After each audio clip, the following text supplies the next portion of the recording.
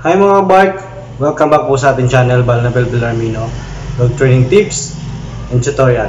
At kung ano na pa na maaari makatulong sa inyong malagang aso.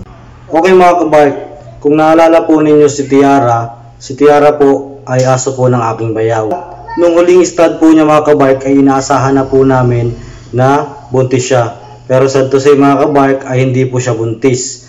At mga ilang linggo mga kabark ay napansin ko po na nangangati siya mga kabark at kamot ng kamot hanggang sa nagkasugat-sugat na siya. So naawa ako kay Tiara mga kabark at yun, naisip ko na pwede ko siyang gamutin nung dahon ng Madre de Cacao. Kaya pumunta ako sa kapitbahay namin mga kabark na mayroong tanim na Madre de Cacao. At ang ginawa ko mga kabark, yun, naisip ko na i-blender siya pero hindi po kinaya ng blender ko, kaya tinadtad ko na siya ng pinong-pino at in-extra ko po hanggang lumabas po yung mga katas. At yung katas po na yan mga kabark, yun po yung ginamit ko na panggamot dun sa mga kati-kati ni Tiara.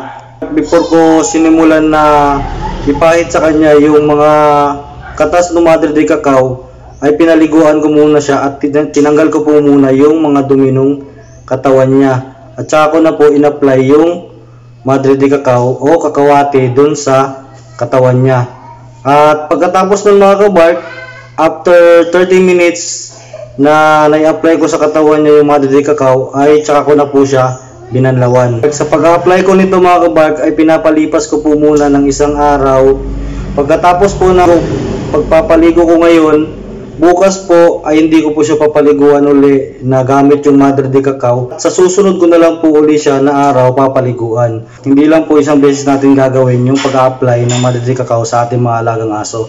Gagawin po natin ito hanggang sa mawala po yung pangati ng ating mga alagang aso at makita po natin na okay na yung balahibo nila. So yun lang mga kabark, maraming salamat po sa inyong panonood. Sana nakatulong ang video na ito and peace out!